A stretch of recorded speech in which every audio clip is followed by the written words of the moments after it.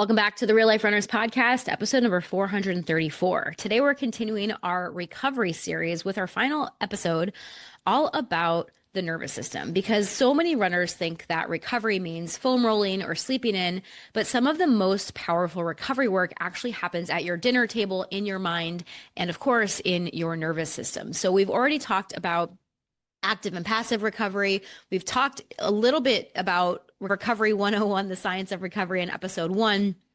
We've talked about the recovery tools like heat and cold and compression and massage. And today we're going to go deeper into what actually fuels your recovery and allows your recovery to happen. And that is your nervous system. So stay tuned.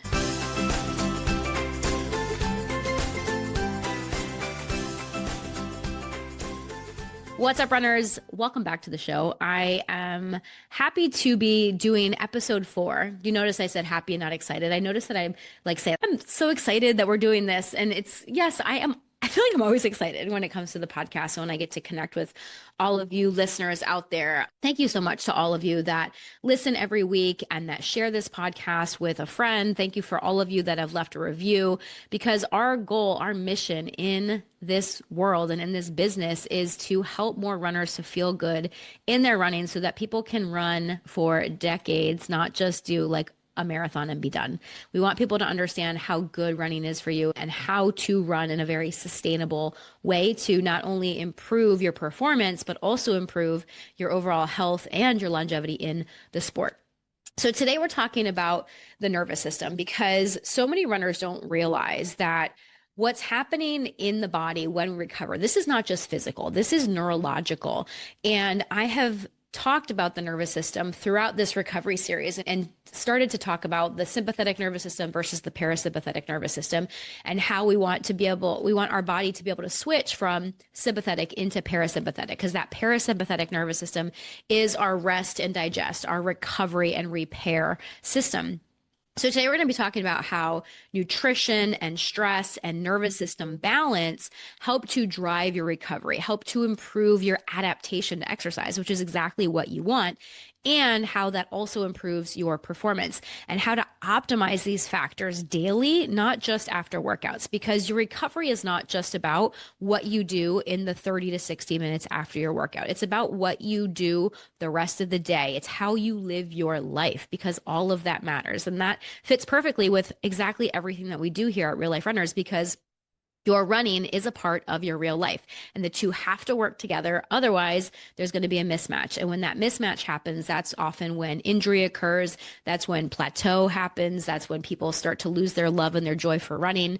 So we always want to make sure that there is that match. There's a match between the way that you're exercising, the way that you're running, and what's happening in your real life, because that mismatch is what we want to avoid. So let's start with some of the foundational concepts here with nutrition and really understanding what are the foundational concepts of recovery when it comes to nutrition. So all of this, everything that we do in our life, in our training, and including our recovery, requires energy. And energy comes from food. And so if we are not eating enough food, we are not able to recover in the way that's going to allow our body to adapt properly to exercise. And when we talk about fueling, a lot of times runners think about making sure they have enough fuel on board for their workout, right? Making sure a lot of runners think about it mostly with long runs. So if you're running half marathons or longer, you think about, okay, making sure to get enough fuel on your run. But we need to think about nutrition before, during, and after your run to make sure that our bodies don't fall into what's called low energy availability. That is a state that our bodies can fall into. And that's when your body does not get enough fuel to cover both exercise and your basic life functions. So your body requires a certain amount of energy, aka calories, to live every day, to perform certain bodily functions, like to allow your brain to work, to Allow your heart and your lungs and your digestion and your muscles just to walk around your house, and like to do all of these regular daily tasks require energy. And if you then add exercise on top of that, and you're running and you're strength training and you're doing all the quote unquote things you're supposed to be doing, you have to understand that also requires more energy. And so, if you're not eating enough, if you are not providing your body with the adequate amount of energy, AKA food, fuel, calories, your body can go into a state of low energy availability. And low energy availability can lead to hormone disruption. It can lead to slower muscle repair. It can lead to poor sleep and an increased energy risk. And this is actually even more common, believe it or not, in women that are over 40, because there's a lot of women that unintentionally underfuel. Okay, let me say that again. Unintentionally underfuel. They don't realize that they're underfueling because of maybe a slower metabolism, because of what's happening with the hormonal changes that we're experiencing in perimenopause and menopause. And even more, the biggest thing that I think that leads to underfueling in runners and in athletes is this mentality of eat less and move more. This has been the mentality that we have been ingrained with for decades. I am a child of the 80s. And so I grew up in the 80s and the 90s when diet culture, I think, was really at its peak. Everything was about eating less. It was about Weight Watchers and Jenny Craig and all the different diet pills out there and all the different exercise fads out there. And this is the way we grew up. We grew up thinking that the way to get skinnier, the way to lose weight, the way to feel good about our body is to eat less and move more. That has been a message that has been ingrained in us, especially as women, since we were younger. And that mentality, if we carry that into endurance training, you as a runner are an endurance athlete, and you have to start thinking of yourself as an athlete. This is actually one of the foundational concepts inside of our Running Reconnected program. Because if you don't think of yourself as an athlete, and if you just think of running as a way to lose weight or running as a way to have the body that you want to have, the chances of low energy availability, the chances of you underfueling yourself increase. I think. I don't know if that's ever been proven in the research. I'm going to have to look that up. Maybe I'll do my own research study on it. But it really comes from this mentality of I just need to eat less and move more. And so many women fall into this trap even worse after 40, because with the hormone changes that we experience in perimenopause and postmenopause, when your estrogen declines, one of the results of that is that a lot of women tend to gain belly fat. More weight is deposited around the belly. And so when women notice those changes and they start to notice that they're getting more fat around the belly that they don't want, what's the first thing that they do? What's the first thing that we have been taught to do? We've been taught to restrict our calories. I need to go on a diet. I need to avoid carbs. And some of those things are the worst things to do for you as a runner, especially if you are trying to improve your performance in any way. Now, I'm not saying you have to go out and be winning marathons when it comes to performance, but if you want to train for a longer race than you've ever done before, if you're trying to PR and run faster than you ever have before, that is a performance goal. You want to perform. Your body needs fuel to perform. And that really starts with eating enough overall, especially protein and carbohydrates to support your training, because protein is the building block of muscle. So when we work out, we are breaking the body down. And it is during rest and recovery that body builds back stronger than it was before. Your muscles repair themselves, your tissues repair, but they can only repair if you give them the building blocks, the cement, the glue, the nails, all of the tools that they need to support recovery and to support that repair. And protein is the building block of muscle. So if you're not getting enough protein, your body doesn't have what it needs to build stronger muscles. So we should be aiming for 1 gram of protein per pound of ideal body weight per day. Okay. So if, for example, your ideal weight is 130 pounds, you should be aiming for 130 grams of protein per day. Now, some people, when I say that, they think, holy crap, that's a crazy number. If that's so, say right now you start tracking your protein and you just see where you are and you realize that you're only eating about 60 grams of protein, which is probably about average. If you're not intentionally eating protein, there's a very high chance that you are not getting enough protein in, because in order to get 130 grams of protein, or really, I would say anything over 100 grams of protein, you have to be very intentional about getting that protein in. One of the first steps would be to start tracking to see where you are right now and then gradually continuing to add protein. Okay, so make that your goal. Carbohydrates replenish glycogen, and glycogen is your body's stored form of glucose, and glucose is your body's preferred source of fuel, especially in running. So we need carbohydrates because carbohydrates provide the fuel for us on the run. And there's a lot of people that say, oh, I want to go low carb because I want my body to burn more fat while I'm running. And in theory, that sounds wonderful, but scientifically, physiologically, that's not actually what happens in the body. Your body wants to burn glucose. So it's going to burn up the glucose, and glucose is actually the flame starter. I forget what it's called. I need Kevin here to remind me of these words that I forget about sometimes. The lighter fluid. That's the word I'm looking for. I'm like, on the grill, you put the stuff on the grill to kickstart it. Carbohydrates, glucose, is the lighter fluid that allows your body to start burning fat more effectively, right? So these are two different energy systems, but we need both. You need both as a runner, as an endurance athlete. You want to be using carbohydrates and fat for fuel. And also, I just have to point out here too, just because you're burning fat in a workout doesn't mean you're actually losing body fat. That's a really important distinction that not a lot of people realize. They think, oh, if I can just burn more fat, then I will be losing body fat. And that's not always the case. That's not exactly how it works. So we need carbohydrates are really good before a run, before a workout, because that is that fuel that we need to power our workout. They're great during a workout, especially a longer endurance run or a longer workout. And then they're really useful after the run to help replenish the glycogen. And it can also help to lower your cortisol levels post-run, because when you get that carbohydrate in and you're putting that fuel back in, your body gets the message that it's safe and that fuel is coming back in. It can help to naturally lower our cortisol levels after the run as well.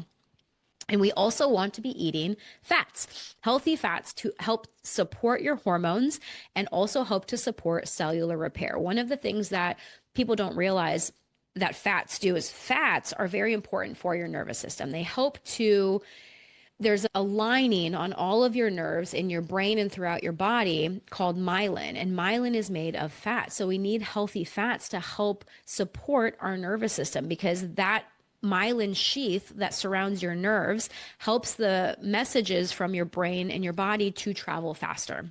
So when those messages travel faster, your body is able to respond more quickly. You're able to have more coordination and more balance and more speed and more power, which we need all of that. We want all of that too. And then we also want to think about, so those are the three big macronutrients: protein, carbohydrates, and fats. We need them all. And then we also need to think about micronutrients as well. So things like iron, magnesium, zinc, calcium, B vitamins are also very important in recovery. So recovery is not just about what you're doing right after your run or right after your strength workout. It's what you're doing all day. It's what you're putting on your plate all day to support your body's recovery, because it's not like your body just recovers in that 30 to 60 minutes after your workout. It's recovering all day long. And you know this if you've ever been sore after a workout or the next day. Your body's still repairing itself. I did a heavy lift yesterday. I did a bunch of squats and I did a lot of glute work, and I'm feeling it today. If you've ever noticed that it's a little harder to get up and down off the toilet or up and down off of a chair the next day after a strength workout, that's your body repairing itself, because you broke those tissues down in the workout the day before. And so sometimes recovery takes more than a couple of hours. Sometimes it takes 24, 48, 72 hours. Like, it can take time depending on how much damage you've done to your body. If you are to go out and run a marathon or an ultra marathon, it's going to take days for your body to recover, even weeks for some people to fully recover after a marathon. You get most of the recovery occurs within the first week, but some people can take a good 2 to 3 weeks for everything in the body to really go back to baseline. So it's very important that we are both fueling our workout and making sure that we are getting in that fuel after after the workout. Now, there has been a lot of questions and debate about this timing window of, is there an ideal recovery window for eating after a workout? And the answer is mixed out there. But most experts agree that there is not a strict window with which we need to get in the fuel, because our body, like I just mentioned, is recovering for hours afterwards. So we need to be, it's more important about what we're doing throughout that whole day versus what we get in just in that 30 to 60 minutes afterwards. However, with that being said, if you remember what I just said earlier, is that when we eat carbohydrates after a workout, it helps to lower cortisol levels. Same thing with protein. So when we eat protein and carbohydrates specifically after a workout, it helps to shift our body from that sympathetic mode into parasympathetic mode, which is what we want. We want to shift out of that fight or flight, that stress, that running and workout, right? When you're working out, you are in sympathetic mode. We want to get back over into parasympathetic mode so that your body can digest and repair and recover. And when you eat, so the sooner you eat, the sooner your body's able to switch over into parasympathetic mode. And that's a good thing, right? So it's not that there needs to be this strict recovery window, but you should try to get in fuel as quickly as you can, just so that you can shift over, so that your body starts to repair and go through the adaptation that you want it to do from the exercise. When we exercise, we're looking for our bodies to adapt. Okay. So when we eat protein and carbohydrates, this can together, that can accelerate muscle protein synthesis and also restore our glycogen levels. Right. So if we are skipping or delaying things, that can prolong the stress response. So it's not that this is like a bad thing. It's not that you're going to miss your recovery window. It's just that the sooner you eat, the sooner your body can start repairing itself. And that's a beautiful thing. Okay. So that's really what the big main ideas around nutrition. And so to summarize all of that, make sure that you're eating enough. And make sure that you're getting enough protein and carbohydrates, especially, but also healthy fats are very important as well. Because one of the biggest mistakes I see is just runners not eating enough, believe it or not, right? There's so many people out there that I'm eating too much, that's why I'm gaining weight. Probably not. Probably you're not fueling your body well enough. You're either not eating enough overall, or you're not giving your body what it actually needs when it needs it. And so you end up binging later in the day. And that is going to lead to the overconsumption of calories that can lead to the weight gain. Because, and if you fuel the body better earlier and you gave your body more of the protein and the carbs that it needs when it needs it, you're going to be much less likely to binge eat at any point in time.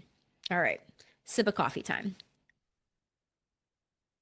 All righty, now we want to talk about one of, I would say, the most overlooked pieces of the recovery equation, and that is stress. Stress is extremely important for us to be aware of and for us to learn how to manage in our lives, not just for our overall health and well-being, because we are starting to realize just how detrimental chronic levels of stress can be on the body, including the weight gain that nobody wants, right? People don't understand how much weight they're probably holding on to because of chronic stress in their life. But stress is something that we need to be very aware of, especially as runners, because running and exercise and lifting weights and doing all of our training, those are all forms of intentional stress that we're adding to our body, because we can, lots of different things are all considered stress. And so I like to think of stress as a bucket. Okay, this is one of the metaphors that I've come up with throughout my time in coaching. And I think it's a really helpful way to view this. So imagine that your body is a bucket and your recovery is a bucket that fills with all different types of stress. So physical stress like running, lifting, all the things that we physically go through, emotional stress, mental stress, hormonal, family, friendships, finances, psychological, like all of these different stresses that come into our life, bathroom renovations on my account, all of these things are forms of stress. And all forms of stress go into the same stress bucket. So when you are just loading stress into that bucket, it's not going to be long before that bucket overflows. And that's where we have to understand that, like, your body, your nervous system doesn't understand the difference between different types of stress. So physical stress of running and lifting and those kinds of things arguably is a good stress that we are intentionally adding to our body and to our system. And I would agree with you there. However, if we are so overloaded with all the other stresses, then sometimes training just becomes one more stress. It's just adding more to our bucket. And recovery is what starts to poke holes in the bucket. It's what allows us to start emptying that bucket so that we don't overflow. Because if our stress bucket overflows, that's when we end up injured. That's when we end up sick. That's when we end up with panic attacks or other psychological issues, or just overwhelm and burnout. So all of these different types of stress are filling your bucket, and recovery is how you drain it.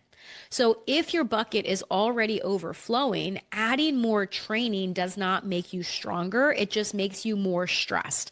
And more stress is just going to increase your risk of injury and burnout and illness and all of these.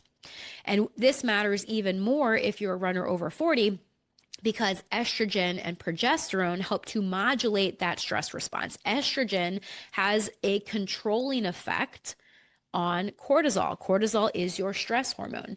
Estrogen helps you keep cortisol in check and controlled. And so as we lose estrogen, our cortisol levels are naturally higher because they don't have the guard dog of estrogen watching over it. So as those estrogen levels decline, cortisol can remain more elevated for a longer period of time. And this chronic stress state is what becomes problematic. Cortisol itself is not a problem. Cortisol is a hormone that does a lot of good things in our body. We need cortisol. Cortisol is not bad.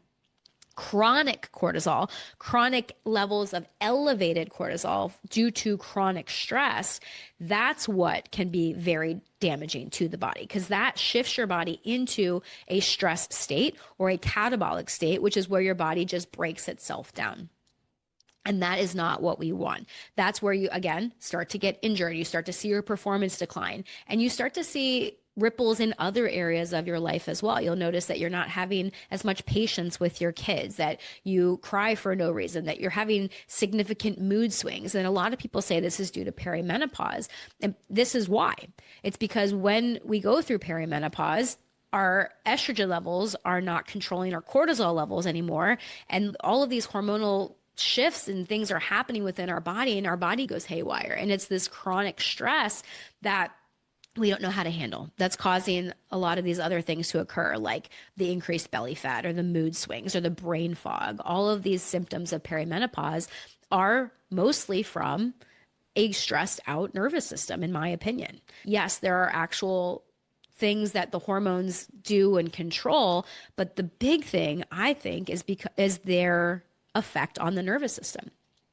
And so our nervous system is just like in a chronic state of stress. And this is why your recovery matters even more after 40. So it's not that all of a sudden when you're over 40, you need to completely start training differently. You need completely different things. We need all the same things. We just don't have the same buffer that we used to have before. We just have to have much more. We have to be more intentional with our recovery choices when we are over 40.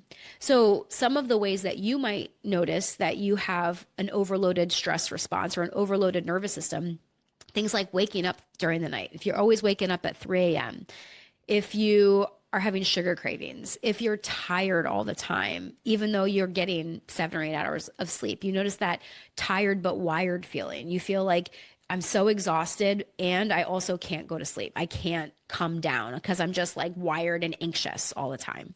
You might notice slower recovery and mood swings and brain fog. Again, these symptoms that are symptoms that mimic perimenopause as well. And this is why it can get very tricky in that. And this is why nervous system regulation is so important in our recovery. and our performance as runners and as healthy human beings in this world as well. So recovery requires that parasympathetic state, that rest and digest. But so many runners and so many people today are living in this chronic state of sympathetic activation, that go. I always have to be going. Like, and I think that smartphones and things like this and the 24-hour news cycle all are contributing to this. There's so many reasons that we are just stuck in this state of sympathetic activation and chronic stress. But without the ability to shift states, the body cannot efficiently digest, repair tissue, or regulate hormones. You cannot recover in this same state that you train in. We train in a sympathetic state, we recover in a parasympathetic state. We need the ability to shift from one to the other. And that's where so many runners are falling short, is that they go from running to work, to kids, to this, to that. Now I'm on my phone and I'm getting 27 notifications every 10 minutes. Like, all of these things are keeping us in that chronic state of sympathetic activation. So we have to be very intentional to get ourselves into that parasympathetic system. And one of the best ways to do this, one of the things I teach all of my clients, is breathing, because your breath is always with you. If you just take 10 seconds right now, I'm going to actually be quiet right now for 10 seconds, and I'm just going to encourage you to breathe. Okay, so just take 10 seconds here and take a deep breath in, and then take a deep breath out. One more. Deep breath in and deep breath out. And you can count if you want to. There's techniques called box breathing, where you inhale for 4 seconds, hold it for 4 seconds, exhale for 4 seconds, and then hold it for 4 seconds. There's 4-6-8 breathing. There's all sorts of different breathing techniques that you can do. But just taking 30 seconds, a minute, 2 minutes, 5 minutes to just sit and take some deep breaths can totally transform and help to regulate your nervous system. It is one of the most powerful tools that we have to recover.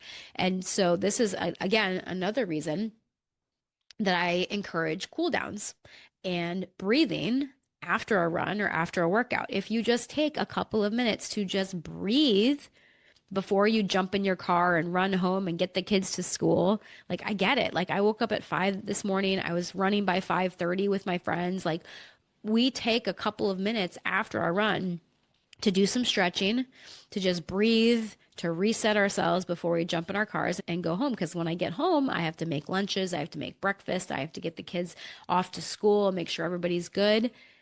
And then we got to go again, right? And then we're off to work, then we're here, then we're taking the car in for an oil change. There's all the different things that we have to do.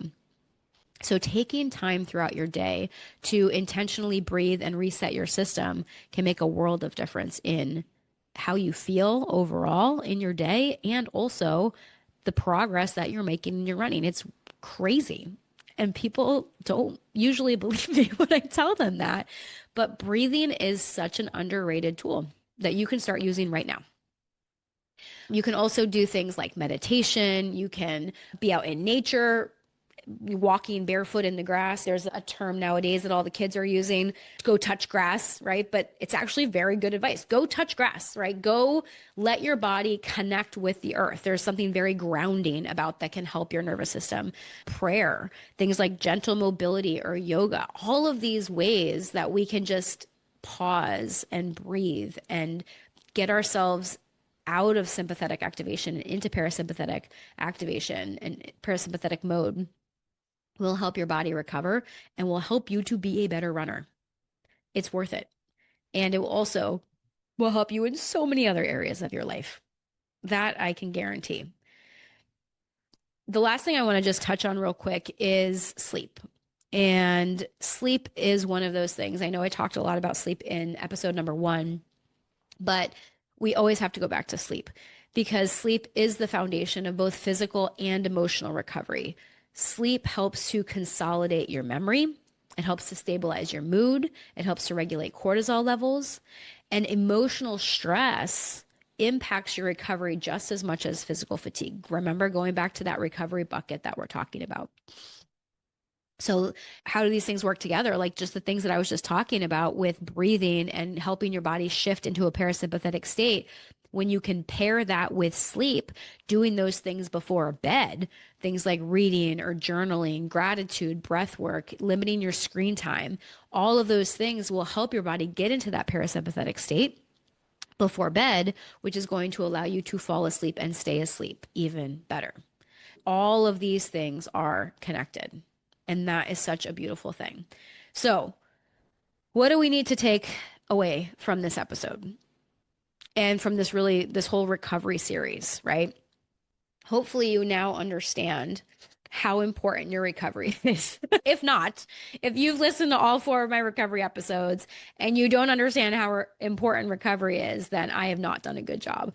Recovery is super important, and you cannot forego recovery. You cannot just continue to train your way to better performance. Your training has to be balanced with your recovery. Okay. Sleep is the first thing. Sleep is number 1. Nutrition, very important. We have to be fueling our body. We want to be making sure that we are eating enough before, during, and after your workout, eating the balanced meals. Okay. Making sure that you're getting enough sleep. Did I already say that? If I did, I'm just going to keep saying it because sleep is so foundational here. Okay. And then getting back into nervous system regulation, really understanding the role that your nervous system plays on your physical recovery. So many people think about training and they only think about the musculoskeletal system. They think about the muscles and the bones and the tissue and the fascia and the tendons and the ligaments and all of those things. But your nervous system plays a huge role in helping to repair your musculoskeletal system because you as a human are one body and all of these systems work together. And so we need to be thinking about all of those systems when it comes to wanting to improve our performance as a runner. Because if you're just focused on training and you're not taking care of your recovery, you're just not going to make the progress. You're going to end up hurt. You're going to end up one of those 82+% of runners that sustain a running injury. It's wild. Like it doesn't have to happen. There are some people out there that say you can't prevent running injuries. No one can promise that you can prevent running injuries. Or sometimes I'll use different terms in my marketing of like injury proof your body, which I hesitate to use terms like that because I don't want to ever make a promise that I can't keep. And it's true. I can never tell you 100% you are going to never get injured as a runner because injury is an inherent risk that comes along with running. I also know that doing these things like eating enough food, eating enough protein and carbohydrates, getting enough sleep, all of these things, strength training, mobility training, a lot of the things that we talk about, all of the foundational pillars and concepts inside the Running Reconnected program that I teach to all my clients, all of these things will drastically reduce your risk and your chance of injury. And recovery is a huge piece of that. Making sure that you're getting adequate recovery is going to drastically decrease your chance of injury. And that is going to help you improve your consistency. And when you improve your consistency, you are going to improve performance because the number one thing that's going to improve performance long-term is consistency. So the more runs you can get in, the more strength training sessions you can get in, the more consistent you can be with those things, the better that is. And I say that obviously with an asterisk because those things have to be balanced with adequate recovery. We can't just continue to add on more running, more strength, more, and not do more recovery. So all of these things, it's the recovery equation, right? Stress plus rest equals growth. This is what we want. So when we are looking at our week, what do we need to do? We need to have high intensity things. We have to have low intensity things. And we have to have recovery days where we just rest and restore the body. So schedule your rest, schedule your recovery intentionally. Don't wait until it's forced upon you because your body will always protect itself to keep itself alive. So if you are not taking the proper amount of recovery, your body will force it on you through an injury, an illness, burnout, lack of motivation. If you're experiencing any of those things, try to honor some of these things like your nervous system that we talked about today and over the past 4 episodes, so that you don't have to deal with that. You don't have to be forced to do it. You can do it on your terms. Okay. Because recovery, again, is built on energy, not effort. You cannot adapt without fuel. Stress management is performance training. When you are better at managing your stress levels, you are going to improve your performance. Nervous system regulation amplifies every other recovery tool, because heat, cold, the tools, the massage, all of those things. If you remember last episode, when I was talking about a lot of those recovery tools, I was also relating them back to the nervous system, right? What does heat do to our nervous system? What does massage do to our nervous system? Like, massage doesn't flush out the toxins or break up tissue adhesions. It helps to relax your nervous system so your body can do what it's naturally supposed to do. Your body is amazing. We are created in such an incredible way. Your body has everything that you need. We just have to provide the right environment for that healing and that adaptation to occur.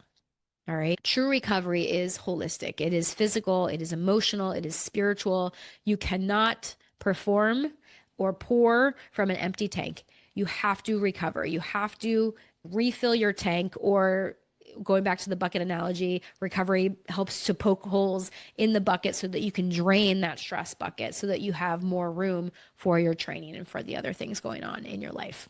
All right. That wraps up our 4-episode series all about the importance of recovery. And I thank you for all of you that have sent me messages about how much you are loving this series. I like this whole idea of series. I feel like it's a good way to organize the podcast. So I'm going to see what we've got coming up in the next couple of months and maybe do a couple more of these different series. So if you have any ideas for the podcast, if you have a topic that you would like me to talk about, please reach out and send me a message on Instagram at Real Life Runners. You can also send me an email or reply. If you're on our email list, reply to any of our emails, and that will go to our customer support people so that we can know what kind of episodes you all are looking for, or what topics you're interested in learning more about, so that we can help you become the best runner and the healthiest, strongest human being that you can be, because that's our goal here. As always, guys, thanks for joining us. This has been the Real Life Runners podcast, episode number 434. Now get out there and run your life.